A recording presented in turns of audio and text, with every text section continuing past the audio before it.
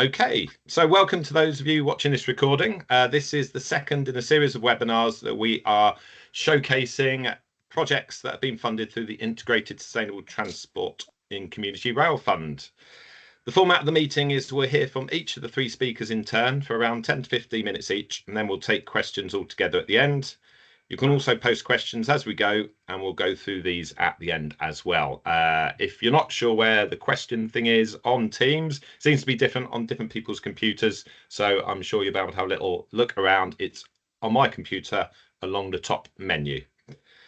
So before we get started with our first speaker, I just wanted to do a really quick introduction to the Integrated Sustainable Travel and Community Rail Fund for those of you who aren't familiar with it. We've worked with the DfT to provide the fund, and it's been going now since 2020.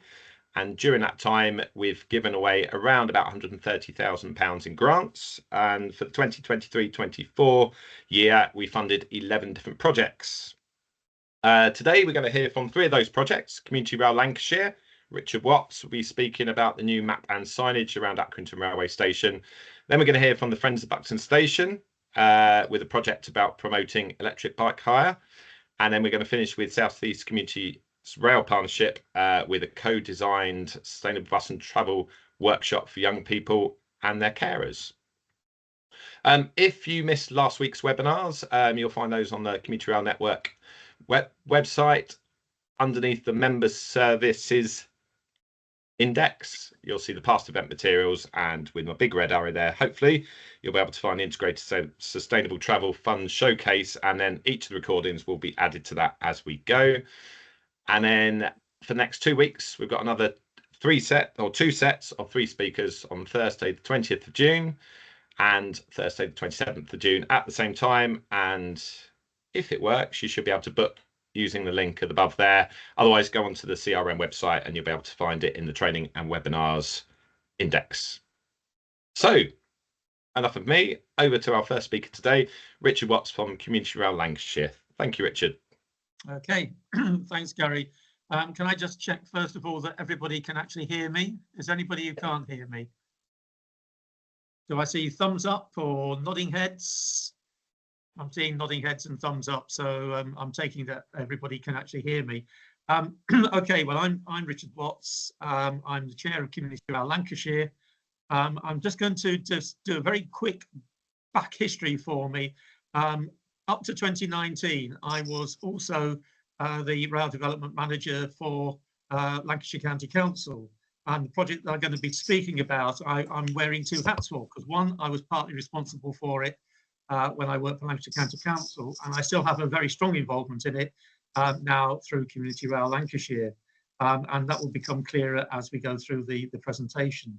As you will see, this presentation has a really snappy title. I was trying to make it even longer, but I settled on 2 lines worth for the title. It's all about improving links between the bus and rail stations, this is at Accrington, and promoting active travel by walking and cycling.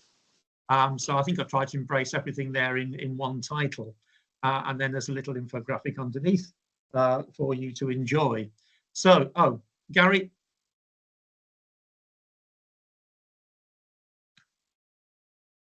Okay, so the background to this particular project, and it's a very simple project. It's not a big glamorous one. This is a very simple project, but the aim was to try and improve, or always has been, to improve bus and rail integration in Accrington.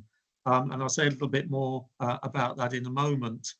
And this is one very small part of a bigger aim to improve that integration.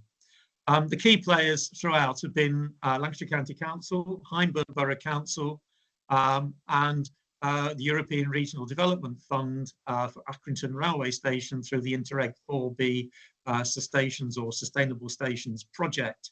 And behind that has been the supporting role of the East Lancashire Community Rail Partnership. And there are a number of key dates. The first was in 2010, we rebuilt, relocated, and made in 2010 the Accrington Eco Station. Followed in 2016 by a rebuilt, relocated bus station named George Slynn Bus Station. And for those of you that don't know Lancashire, George Slynn was chairman of the Highways and Transportation Committee Lancashire County Council for a long time, and he was also, because Accrington is in Hyndburn, he was a Hyndburn County Councillor, and a very brilliant one as well. And in 2016, the Community Rail Lancashire was formed as an umbrella body for the 4 Lancashire Community Rail partnerships. Okay, Gary.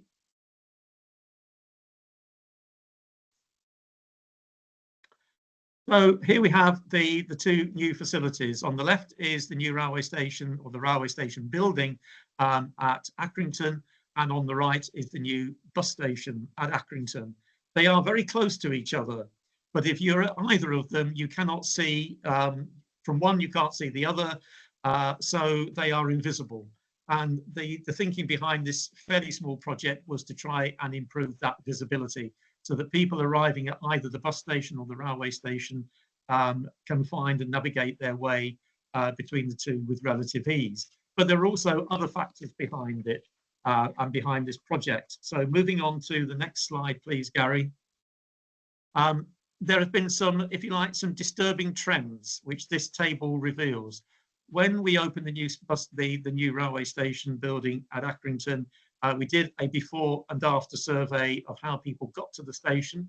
And just before we started in the ISTF project, we did a follow-up similar survey to see how things had changed in the intervening 13 to 14 years. And I think you can see there are some, in a sense, quite alarming trends.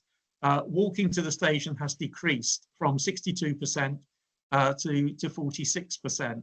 And yet Accrington is a fairly tight-knit town. If any of you know it, when you travel over the viaduct to the station, you get a pretty good view of Accrington. It's a very traditional Victorian mill town, and the layout of that mill town is still very evident with the tightly knit rows of terraced houses.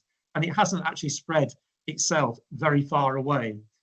So the numbers of people walking to the station, it's a relatively easy station to access by walking, and yet the numbers walking have gone down.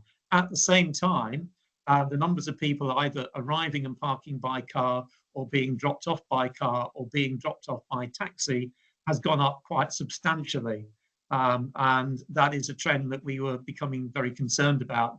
And the 2024 pre-survey revealed the extent to which active travel ways of getting to the station had declined, and motorised ways of getting to the station had gone up substantially. Use of buses has also changed only slightly. It remained constant at 10% when we did the station building, and it has slightly gone up since the new bus station opened in 2016 to just 13% of people arriving by a connecting bus service. So the project was about trying to stimulate more active travel ways of getting to the station by cycling or walking, and cycling has remained very, very low. As you'll see, it's only 1% of people. In fact, it's actually less than 1%, but I didn't want to put 0.7 something or another on the slide. So it's hovering around that 1%. So cycling is really something that we are quite keen to examine, why so few people cycle to the station, when actually the station is on a national cycle network route. So there were some trends that we were concerned about, and that really was the idea behind this particular project, was to address how people got to the station and try and reinvigorate more people walking, to maybe try and encourage a few more to try and cycle, but also to exploit the potential of that brand new bus station just down the road from us, and get more people using a connecting bus service. So moving, Gary, on to the next slide.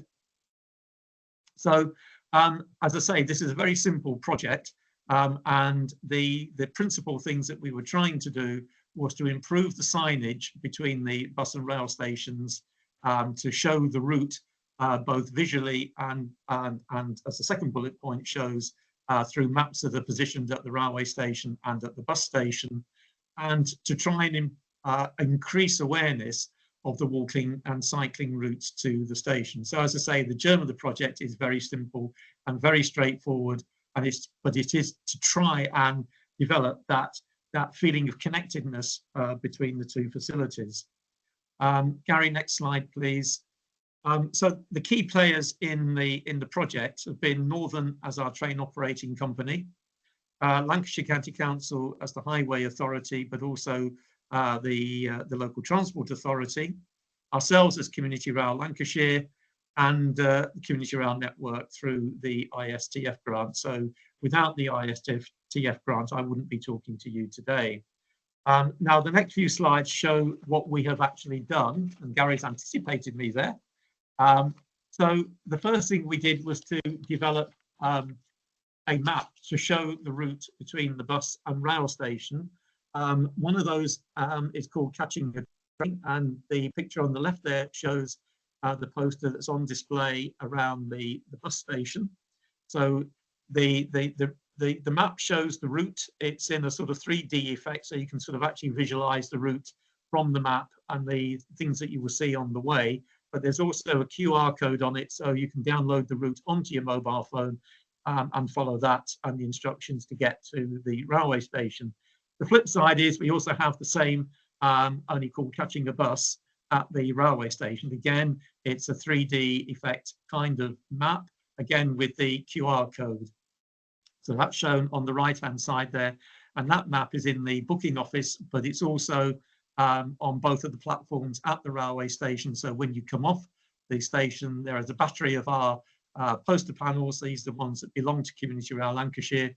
And in that, there is one of the Catching the Bus maps. On the bottom picture there, you will also see another one that says Accrington with one of those Google display things, which is the WAM Stadium, which is a stadium for Accrington Stanley. And one of the spin-offs has been that Accrington Stanley were quite keen to show active travel routes from the railway station up to the WAM Stadium for when we have home games playing at Accrington. And one of the things the football trust there are keen to do is promote active travel. So our trains can become very busy, but then people are a bit confused about how they get from one to the other. And this, again, explains the route from the station to the stadium. And again, there's a QR code involved. And then on the right, there is a street map of Accrington. So in fact, when you get to the station, if you need some information about how you might get somewhere, then we've got a battery of 3 different things to show different kinds of information. Okay, Gary, next one, please. At the bus station and at the railway station, we've introduced a whole battery of new signage. And the left-hand picture shows a very simple thing at the exit from the bus station with an arrow pointing to the railway station. But around the bus station, there are other signs which direct you to the right exit to use from the bus station to get to the railway station. And then at the station itself, there are a whole set of new signs that have gone up, and this was probably the most expensive element of the whole project. They were done by Ryden Signs, who, as probably most of you know, hold a National Rail contract to do signage at railway stations. We've always used Ryden, an exceedingly good contractor, very professional, and hold safety cases for most of the train operators. And they put up, as you can see on the 2 right-hand pictures, a series of signs that direct you by either walking route or if you're mobility impaired in any way, then mobility impaired or disabled routes to get to the bus station. Those of you that know Accrington will know that the station is slightly elevated. So creating routes for mobility impaired people is not particularly easy. But then to actually make the link between the two properly, so we've done the bus station and we've done the railway station, but there's also the highway in between. So the next slide, please, Gary. There are a series of signs on the highway which show the route to either the bus station or the railway station. So at each strategic point where you might need to make a decision on your route, there is now something there to help you. Except we have a rather bashful sign on the left there, which has now been corrected. But for those of you that know Accrington will see that it says railway station and is pointing actually to the bus station. Somebody very clever when they put that up, put it the wrong way round. So they had to go back and put it the right way round, and it now points in the right direction to the railway station. Equally, it's important to provide people with information about bus services or rail services available. So in both the bus station and the railway station, there are visual electronic displays of scheduled bus departures and scheduled rail departures. It's not real time. So on Sunday, it becomes a bit of fiction because we have so many cancellations on the East Lancashire network on Sundays, which are not shown, unfortunately, on the display in the bus station. But we have got that electronic information, and maybe one day we can actually get that to be a little bit more real time. Okay, so moving on again, please, Gary. So in conclusion then, as I said earlier, this is a very simple project. It's something that we are looking to do at other locations. And in fact, I was talking with Burnley Borough Council earlier today about a similar kind of project to link the bus and rail stations at Burnley, which are certainly nowhere near as close as the bus and rail stations of Accrington are. The total cost of this project was £10,500, and the ISTF contributed about £6,500, and the balance was from Community Rail Lancashire funds. But I can say categorically that without ISTF, we wouldn't have done this. And you might say, well, what's happened to the walking and cycling? Well, we are now working on the walking and cycling. Gary introduced me to Sustrans, and I had a very fruitful conversation with some of the local people involved in Sustrans about how we can improve cycling to the station, and some very interesting points came out of that conversation. And we're now working with the school at Church and Oswald Twistle, St Thomas's School, on a project that is aiming to try and give some visibility to the walking and cycling route between Church and Oswald Twistle and Accrington Railway Station. This is a 6,000 K project, and again, this would not have happened had it not been for the ISTF project that we just completed at Accrington. So that's, I think, a very beneficial spin-off, and we're working with a primary school, so we're introducing young people to the idea of walking to a railway station. In fact, they've already now walked the Hyndburn Greenway to see the route between Church and Ossie and Accrington. And I've also mentioned the Accrington Stanley Supporters Trust, who developed their own map to show the way to the WAM Stadium. So it's one thing has led to another. And the next development is I'm now getting hold of a series of bus timetables so that we can display those in the information racks within the booking hall at Accrington. Northern have this wonderful idea of no longer producing timetables, which has meant that the racks that I put in when the station was first opened are only full of the information that Community Rail Lancashire produces. So I thought it would also be quite a good idea to have some of the local bus timetables on display as well. So Lancashire County Council are sourcing those for me, and they will shortly be in the racks. And that's right next door to the picture I showed of the how to catch your bus map in the booking hall.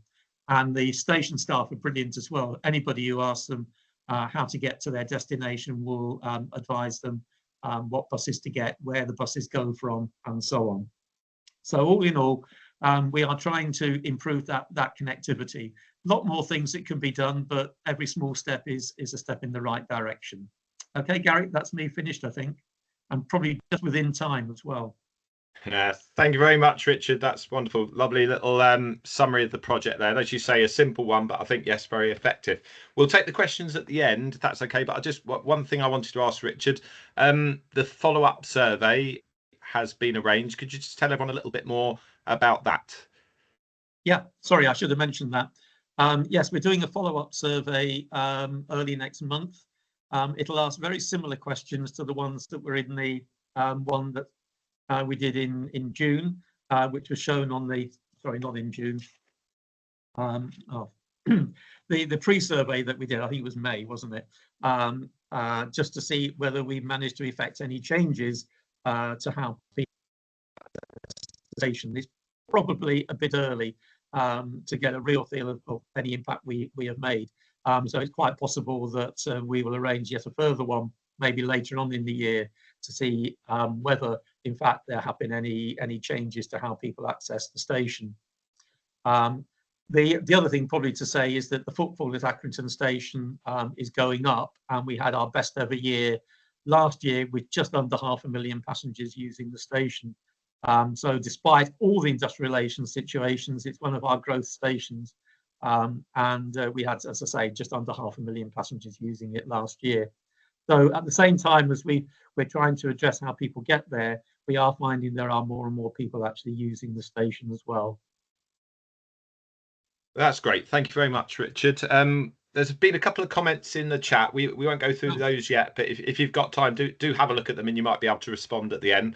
But for now, I'd like to hand over to Derek from Friends of Buxton Station and Rachel from Visit Derbyshire.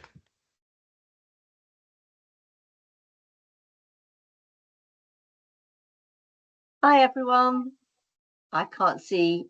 Oh, I can see you, Derek. You're in the bottom corner. You're on mute. Probably, if Derek, if you go first and give a little bit of background about Friends Buxton Station, and then I can do the marketing bit. I've got a few slides. Okay, brilliant, because I haven't got any slides. That's great. Hopefully people can hear me now. I'm Derek Bodey, wearing a couple of hats, I suppose, today, really. Treasurer of both the town team and Friends of Buxton Station.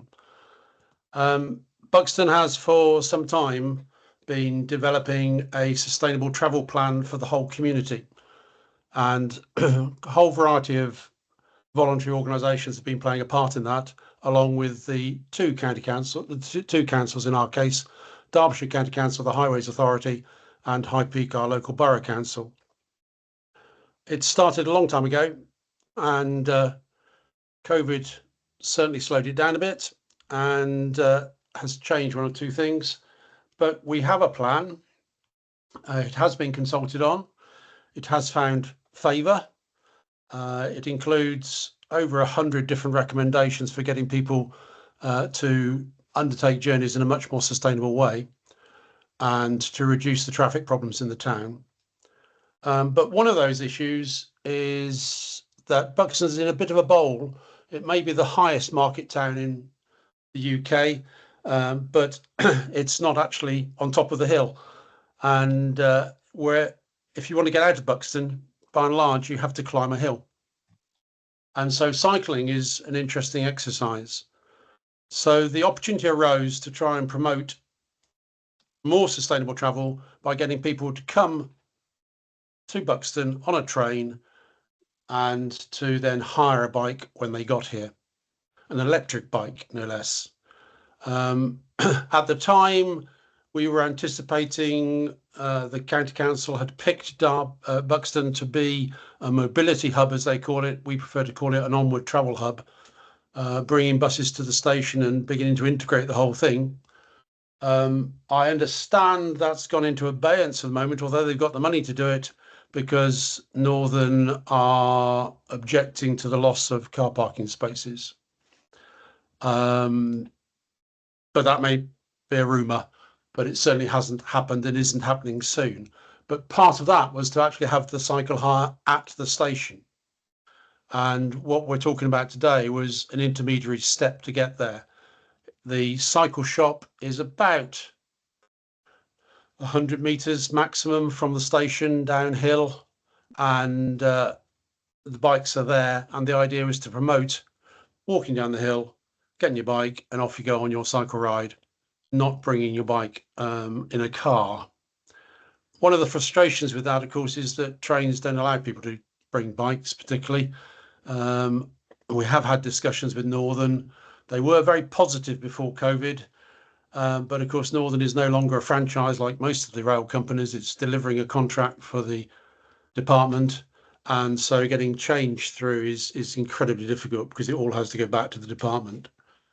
We were in discussions about a bike train, but that's gone right onto the back burner. So the project was saying, okay, you can't bring your bike on the train, so don't bring a bike, hire it when you get to Buxton, and hire an electric bike so you can deal with the hills and make it family friendly. The project was all about social media and hitting people in the London area, the Manchester area, because that's where our train line goes to. And it was therefore going to be led by Vision Derbyshire. Whatever you call yourselves, I forget that now. Visit Peak District and Derbyshire. Thank you. I always get it wrong. I've And just shared Rachel very kindly undertook to lead it for us. Okay. Over to you, Rachel. Thank you, Derek. Can everybody see? Can everybody see that screen? Can you see my slides? Brilliant. So I've just got a few slides with some visuals. As Derek said, he came to us to help him promote through our digital and social media channels the whole e-bike experience at Buxton. So I'll just take you through what we did and where we're at. It's still an ongoing project, so we're running it right the way through the summer until the autumn months. And unfortunately, the weather hasn't been terribly kind to us. So our visitor numbers are actually down at the moment. The idea was to encourage our visitors. We know we have a lot of visitors that do arrive by train because it's a really, really great service from Manchester into Buxton, but it's encouraged them to arrive by train and then hire an e-bike to explore, because as Derek explained, there's lots and lots of hills. So cycling on a traditional bike is out of reach for a lot of people. The e-bikes are available to hire at Peak Cycles, which is right by the station. And the objective of the campaign was to raise awareness of the scheme, to raise awareness of the proximity of Buxton to Manchester by train. We do have an issue as a destination with cars, and we do as much as we can as an organisation to encourage people to arrive sustainably and to leave their cars at home. But around 70 to 80% of our visitors, which is about the whole of the Peak District in Derbyshire, is just shy of 40 million a year, and 80% of those are arriving by car. So anything that we can do to change that behaviour, we're more than happy to get on board with. So to raise awareness of how easy Buxton is to get to by the train, and then to develop a marketing campaign to drive traffic to the key content on the website. So we've created lots of what we think is really nice, engaging content. So you can see they're the lovely e-bikes outside Buxton Crescent. So the campaign itself, we developed a blog for the website, which gives a suggested itinerary and shows you some great places that you can stay and routes that you can take on the e-bike, both a half day and a full day. And then we've dovetailed that into some paid social where we are targeting the key Manchester conurbations. So we're targeting couples in the Manchester area with the social media content, and then linking them back to that blog content. We've also, Peak Cycle have got a business listing on the website, so you can see all the details of the cycle hire and book directly on the Peak website as well. And then we've created some video content because over the last couple of years, video content is really key. That's what's really driving engagement. TikTok videos, Instagram reels, people save them on their phones of things to do and then go back to them when they've got a free weekend. So we wanted to create some content that gave some longevity and is that the sort of idea sort of thing. People see it and go, oh, that's a great idea. And then they've got a free weekend, or the sun comes out and they think, oh, we'll do that. We'll go on the train from Manchester and hire an e-bike. So as I say, it is ongoing. So the paid social is still running at the moment. So this is what the creative looked like. We've got, as I say, we've got the blog. We've done various listings on the website, and we've done some social media. And then this is the little reel. Hopefully the reel will work for you. So I'm going to press and hopefully it will run. And my sound isn't working, but you'll get the idea. It's got a nice little tune in the background as well. So you might recognise the victim on the e-bike was me. And I can say that there's no way I could have cycled around Buxton without an e-bike, but it was brilliant. We had such a fun day. It was really, really good fun. So I'll let this run to the end. So this sort of opportunity to do the town, do nearby towns on an e-bike. Really, really, lots of the high peak is easily accessible on an e-bike. Some country lanes as well. Pretty reservoirs. Made it to the top of the hill. That's a very, very high hill. and then we highlighted some of the attractions in town as well as we came back into town. And that video so far has reached over 40,000 people. So we've had some great results from that. All our online content has had almost 1,500 views, and our social to date has reached around 11,000 people. So in terms of awareness, we've reached quite a wide audience. And then Peak Ascent themselves have had quite a lot of, he hasn't come back to me on how many bookings it's had to date, so I apologise for that. I will try and get that number off him, and then I can share the PDF with the number on it. But as I say, it is an ongoing project. So we've reached over 50,000 people so far with the marketing activity.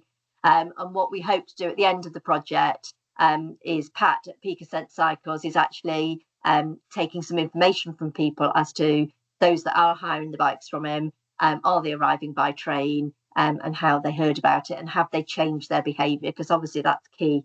What Derek's trying to do is we're trying to change people's behaviour to get out of their cars and onto public transport and onto e-bikes to explore the area.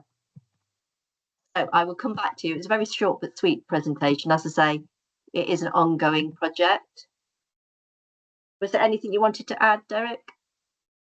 No, just say thank you very much for what you've done, and it is ongoing, so it's a bit early to know whether it's been successful or not.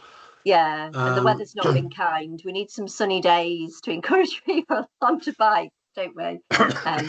So we'll be running that, and in conjunction with this, we're also doing a project with the High Peak Borough Council, which is all about walking and cycling across the High Peak, and the work that we've done with the Friends of Buxton Station will dovetail into that as well. And we're working very closely with Northern on that project as well.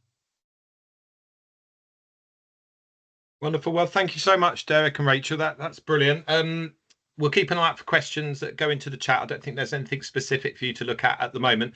Just one quick question without having to go into the absolute specifics, Derek. Could you give everyone a rough idea of the cost involved in that project? Because it's relatively high impact for relatively low amount, wasn't it? It's £2,500. Yeah. Okay, so to give everyone a rough idea, because last week at the ISGF showcase, we heard from Purbeck CRP about their video that they'd produced to promote Dorchester, and it's just quite interesting for the audience to compare the two there. So thanks very much indeed. So yeah, we'll see if there's any questions later on, but for now I'm going to hand over to South East Communities Rail Partnership, Sandy and Donna from Optalis to tell us a little bit about their project. I'm going to attempt to share my screen. So Sandy or Donna, if you're happy to do an introduction whilst I get that ready. Hello, I'm Sandy, if you can hear me. We can hear you. That's great, Sandy. Yeah. So I'll just say a few words if that's okay, and then I'll bring in Fiona, and then Donna will talk through the slides. So I'm Sandy from South East Communities Rail Partnership. I'm a line officer for the Windsor to Reading line. So the aim of the project really was to organise a focused consultation with people with additional needs and their carers about how they'd be able to use integrated transport, to build confidence with underrepresented groups, to add to the knowledge of transport providers near the Windsor to Reading line and the needs of less confident groups, to enable people to use timetabled bus routes, as well as, or instead of, community transport minibuses, mainstreaming public transport to make it accessible for all, and to co-design the content of any future workshops. The activities were designed by SCRP, Optalis and Reading Buses. A big thank you to Reading Buses, who contributed staff time and the venues for the sessions, and Optalis, who also contributed staff time and all the lovely lunch boxes that we enjoyed on the day. So just very briefly, we met at Wokingham Station with the Optalis and Clasp clients. We went through buying the ticket, you know, how you buy your ticket, getting through the barrier, that sort of thing. We boarded the train at Wokingham, went to Reading. From Reading, we all walked down as a group to Reading Bus Depot. We had a fantastic tour of Reading Buses Depot, the control room, the repair depot, explored the bus environment, went through how to use timetables, had a Q&A session, and then after our lunch we had all of the clients fill in their feedback forms, which you'll be able to see later. We also made a lovely film of 2 of the days. And so I guess the outcomes really, increased confidence in bus and train travel. We measured that before and after through the feedback. Valuable feedback about the need for such programmes, guidance about workshop content and local issues. So Fiona, if you want to add anything. No, you carry on, Sandy. Okay. Well, I think maybe if we can hand over to Donna and she'll talk us through the slides. Hello, everyone. I hope you can hear me. I am actually on holiday in the south of France and I am just on my phone with a bit of a dodgy signal, but I hope you can all hear me, hopefully. Yep. Yep. Okay, brilliant. Okay, so Sandy said quite a lot about what we've done, which was absolutely brilliant. The partnership with Community Rail and Reading Buses on this project was absolutely brilliant. I'll just introduce myself. I don't know if that happened earlier, but I had a bit of a connection problem. But I'm Donna Morgan's Head of Supported Employment Services, working with people with various different disabilities and carers. And one of the main things that we've been working on with Community Rail Partnership for a few projects is about enabling people to be able to use public transport. With this in particular, it was extremely positive because we were able to get carers as well. Sandy mentioned about CLASP. We work with different partners across Berkshire, and CLASP being one of them, which is an advocacy service. One of the good things as well is that they produced not for this project, but they produced an easy read guide as well, which has been really, really important. I think with the project that you can see on the slides, without going through everything, one of the main things was about people feeling safe, people feeling that they could ask questions, people feeling that if they didn't know where they were going, that staff members would be approachable. I think that's some of the hurdles that we've come across I've been overseeing for over 23 years, so we've had quite a lot of that and it's getting a lot better. So this project was actually vital and has been so successful. We're really, really pleased. You'll see there is a video, hopefully that works, and you'll see some comments about people travelling. But I think the main thing is I think we take it for granted that everybody can access, not you guys in front, but there's a lot of people that think, well, just get on a bus or just get on a train. When you have additional needs, that's really difficult. We were able to work with some of the presentations that Community Rail Partnership have and adapt that for easy read and more engaging, so that they can work on things as they go through about safety, taking responsibility of their own safety as well, not just expecting other people to help. And what support is available on a bus and train as well, which has been really good. I think rather than me keep going on, because I'm quite an excitable person, because I think this is absolutely brilliant what we've been able to do. If we can have a look, and hopefully the video will work now on the next slide.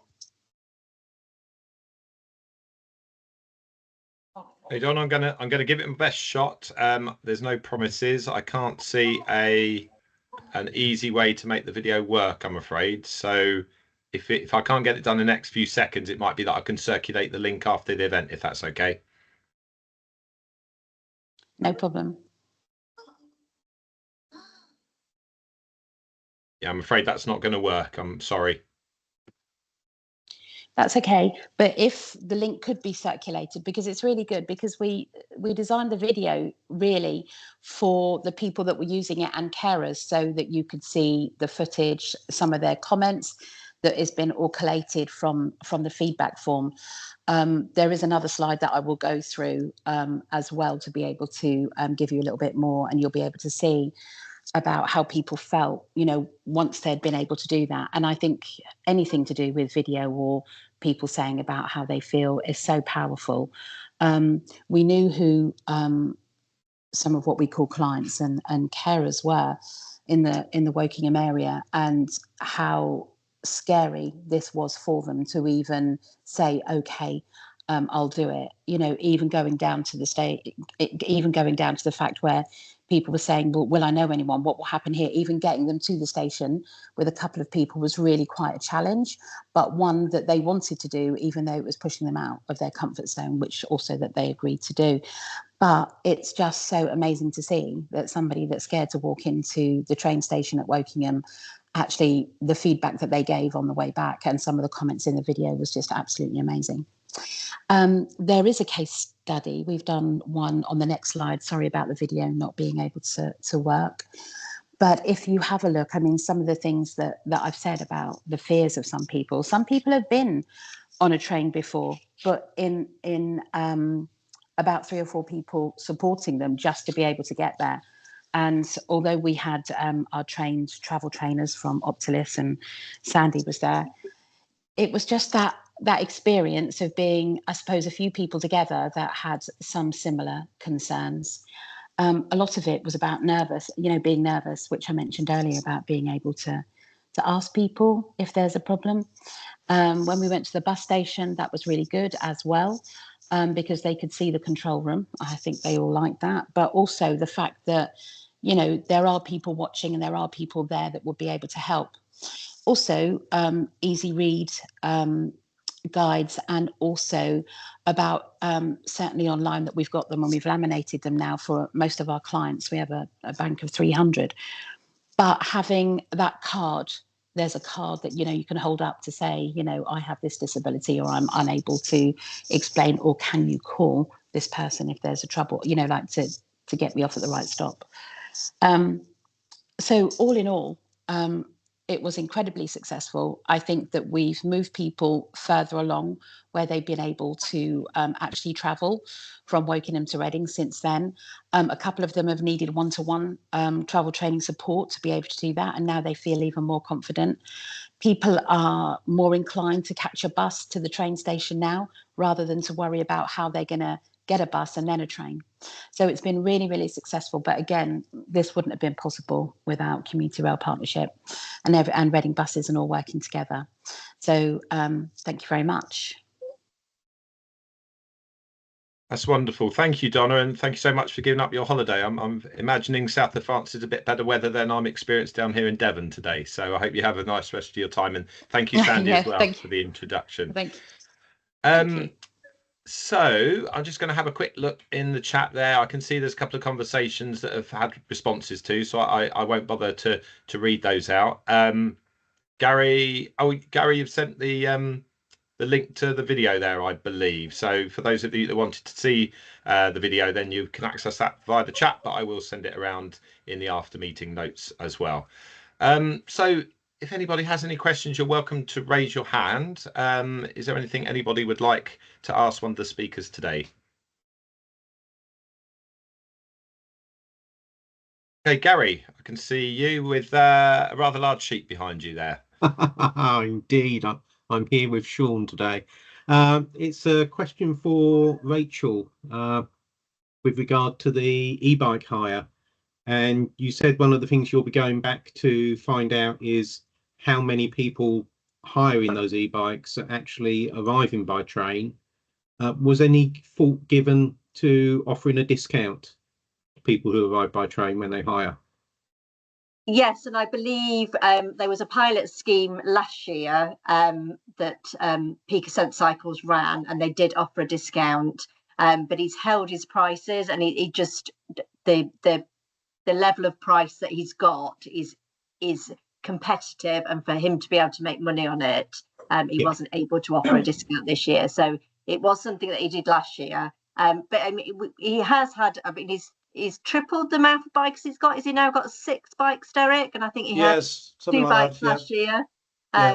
So that's great news. But yes, it is something that we talked about. But you know, he's got to make money out of the project as well. But I'll respond as well to one of the comments about central bus guides. We're actually working with the BSIP team at Derbyshire County Council, because they're doing a big bus project.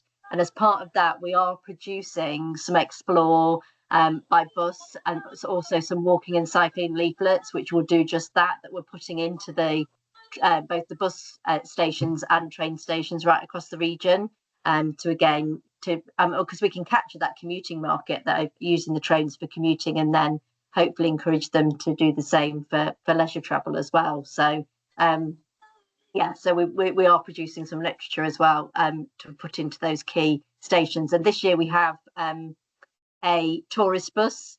So we've got an open top tourist bus that's travelling right across the region. And again, that is operating from Chesterfield train station, but it doesn't capture it captures some of our smaller train stations on the network. So Grindleford and some of sort of our key sort of leisure destinations, but doesn't come into Buxton. But that is on the list of a wish list, isn't it, Derek, that we get the open top tourist bus into Buxton as well. I mean, in terms of buses, the town team's just published a Great Days Out by Bus, from, again, encouraging people to come to Buxton Station and then pick up their bus for onward travel. The bus journey from Buxton to Ashbourne has been listed as one of the top 10 in the country for scenic views and so on. So so there's an attempt to try and integrate things much more. Thank you both. Thank you. I was just going to say, Derek, as well, I remember in the early days when you first got in touch about possibly applying for this funding, we had a conversation about the likelihood of someone seeing something on the train on their journey to Buxton and then hiring a bike on that day. And I think we kind of established that we thought that was less likely. You know, someone would want to arrive knowing what their day plan looked like. So there wasn't talk about using advertising opportunities on the train, but we decided against it. But perhaps the purpose for that would be to sow the seed for someone's repeat visit, but not necessarily to change a travel behaviour on that day. So just thought I'd mention that. Yeah. Great. Have we any more questions? Can I just Derek? go back to the comment I put in the chat, because I think it's quite an important one. We've been doing some work on signage at Buxton Station as a pilot for Northern, to try and actually improve station signage for people with dementia and also sight issues. So moving away from the traditional colours to much more yellow and black and things for visibility for people with macular dementia and things. But for people with dementia, one of the things we've learned that's come through very strongly is up arrows and down arrows are a real disaster for them, because they look for the stairs and the lift. And I noticed that in the project we had, the first one at Accrington, the signs over the doors had an up arrow. And I just wondered if that project had thought about that issue, or it's actually very difficult to work out how you indicate go straight ahead without putting an up arrow. But we did get very strong feedback from the people who work and from people with dementia themselves and their carers, that actually it is a real disaster if you've got somebody who's a bit uncertain. They just look for stairs and if it's going down, and look for the lift if it's going up and things. It's just a comment for future, really, I suppose. No, thank you, Derek. That's certainly something to be mindful of. And Richard, I think you've responded in the chat bar there as well. But it's a good point, Derek, and thank you. Appreciate that. So we've just got a few more minutes left. Does anyone have any last-minute burning questions? Okay, I'll take that as a no. So just to finish then, for the benefit of those watching the recording, if you do have any questions for any of the speakers today that you would like me to pass on your behalf, then feel free to drop me an email. You can find my contact details on the Community Rail Network website. I'd also give a heads up on next week's agenda for our ISTF showcase, where we're going to be joined by South East Lancashire CRP, talking about their Rivington bus project. That's a project that's been going on for several years now, and the funding was used to help to extend that with a view for it to be becoming part of the B network in the near future. So kind of bridging gap for that one. We're going to hear from Gloucestershire CRP, who are going to talk about a study to explore opportunities to improve access to nature for local communities, which subsequent to the ISTF project has had some exciting developments that I'm sure Hannah MacDonald from Gloucestershire CRP will be looking forward to telling us about. And then I'm pleased to say that Derek's going to be with us again next week to tell us about an ISTF project funded in the previous year, 2022-23, about a feasibility study for passenger services on the freight line between Buxton and the Monsell Trail. And we'll look forward to hearing that from you about that next week, Derek. So I'll try and get a presentation to you early next week. Oh, well, you know, picture paints 1,000 words, but you're also very good with words, so don't you worry. Thank you so much to everybody for joining us today. It's good to have you here and hopefully see some of you again next week. And for now, I wish you an enjoyable and productive rest of the day. Thanks, Gary. Thanks all. Bye all.